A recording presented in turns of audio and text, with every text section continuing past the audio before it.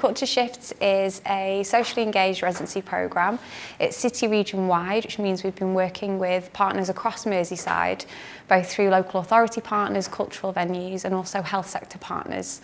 And essentially Culture Shifts is a slightly different way of embedding photographers in residence, if you like, with communities, rather than maybe through a traditional documentary photography route where practitioners are invited to come in, see people and places around them, respond to that. It's much more about how they come in and have a conversation and a dialogue with those communities about how they want to kind of make work together to self-represent what matters to them.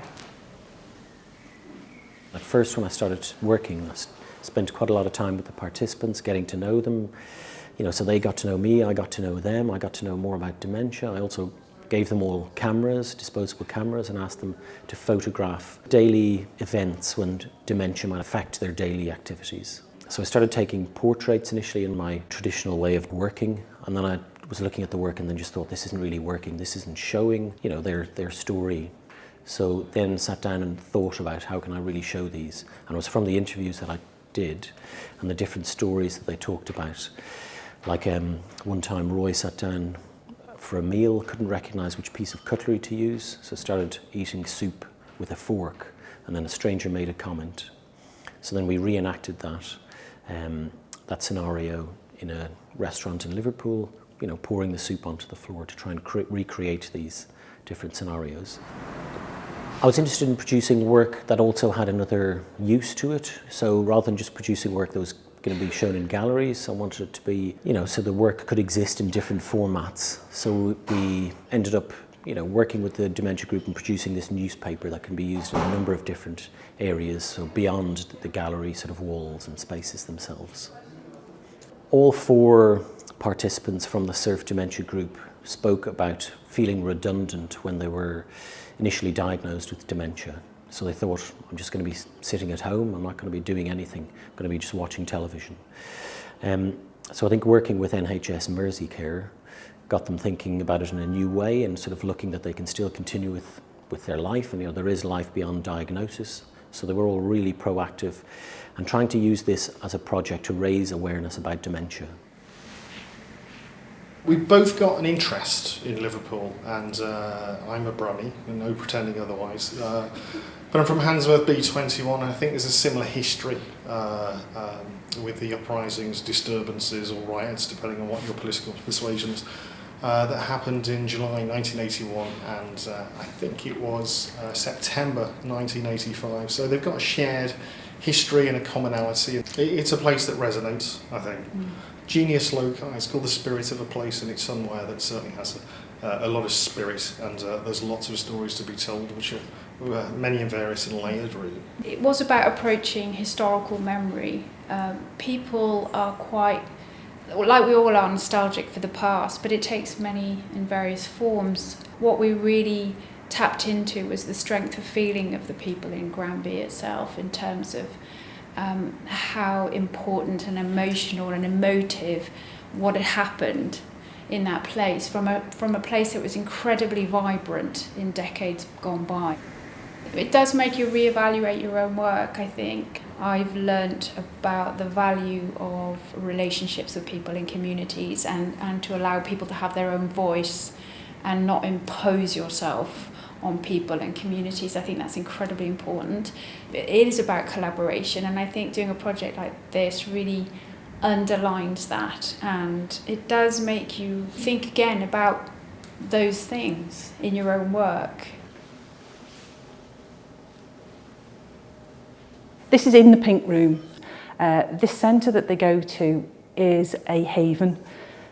It's a haven because a lot of the women there maybe have difficulties, problems. They possibly have had, maybe been in contact with the criminal justice system, or they may just have mental health issues or anything, or they just may just like to go.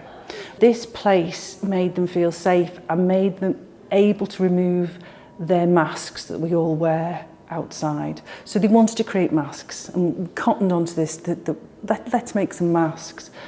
So we gave them the cameras, they all took photographs of everything they liked, and then I printed them just on ordinary sort of paper, and they were able to then apply them to masks. So Each of their masks is their photographs. It's just about them really, and about their camaraderie and about their sense of fun. And although this place they're able to remove their masks, they wanted to wear their masks in a photograph because they thought it was funny. And everybody looks at this and thinks it's so really creepy. But in fact, they were killing themselves laughing at all the time. This is a group of women in a centre in Wirral for black and ethnic minority groups. All these women attend the centre for a variety of reasons, most of them fairly sort of leisure-related reasons. The ladies themselves produced what was called a conversation. What started to happen was, because the ladies all had different languages, we thought of a way of communicating with them outside just speech. So the idea was that I would take photographs, I would get Steph to take photographs, and then we would then bring the photographs to the ladies, explain to them why we'd taken them, what they were about, and they would then respond with their own images. And it's a bit sort of like word association with images.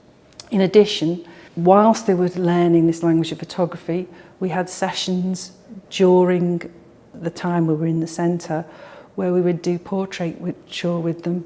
And then we decided upon doing a formal set of portraits of the women themselves.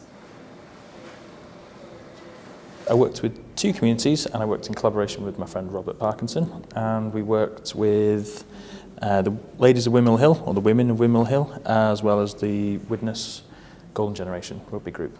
I think the project has had an impact on the communities, particularly for the women of Windmill Hill, because they didn't exist as a group beforehand. They got out of the house, we did walking tours, and they have their own photography group, which they're called, I think they're called the Windmill Hill Snappers. And then in terms of the Golden Generation, it was good for them to kind of push forward their profiles, because they're a group of really interesting people who meet on the basis of discussing rugby.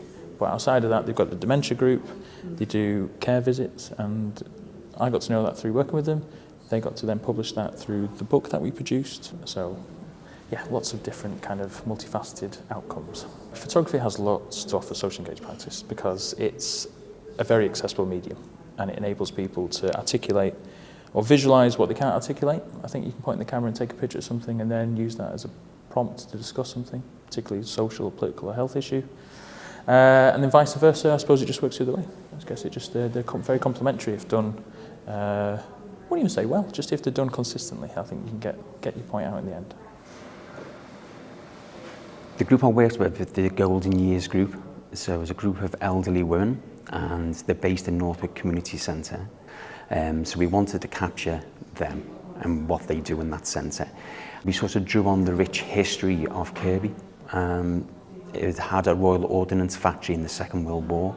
There was a mainly female workforce, and we were fortunate enough to have access to a huge photo album, which was produced by the lieutenant at the time, who was in charge of the factory, which belongs to Knowsley Council.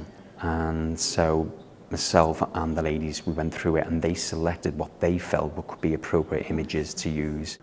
Photography is so accessible. We're all visual storytellers, and I think it's a fantastic medium to use to engage people and to give them a voice.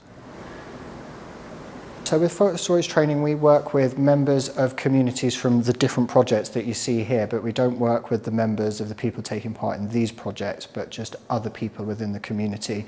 The idea is that we work with those people to teach them photography skills, facilitation skills, some kind of like visual language skills, so that they can then go away and teach those skills to other community groups. So we're kind of training the trainers, if that makes sense. So while we teach a lot of photography skills, it's more kind of focused on teaching those skills and then how you teach them. So I think the idea is kind of expanding the work that the bigger projects do out, so that communities are kind of activated so that they can then go and work with other people and build projects separate from these projects. Photo stories is a way of communicating with a sequence of images to give a narrative. And I've been very interested in working in participatory photography projects, and I think all these projects need to have stories told. Photography is such an accessible art form that it's a way of communicating with all kinds of groups in all kinds of forums. With Culture Shift so far, I mean, this is the first kind of group show that we've had of all the work together. And on the opening night, one of the great things for me was to see how many of the community members came down, just as many as the audiences or the photographers kind of took part in the project.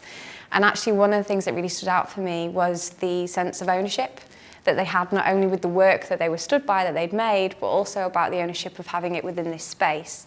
And so one of the kind of lasting impacts that we hope to see is that we have sustainable relationships with those communities where they're not just coming as audience members, but they're coming as kind of makers, creators, and actually kind of peer critics for us about what we are as a cultural venue to them.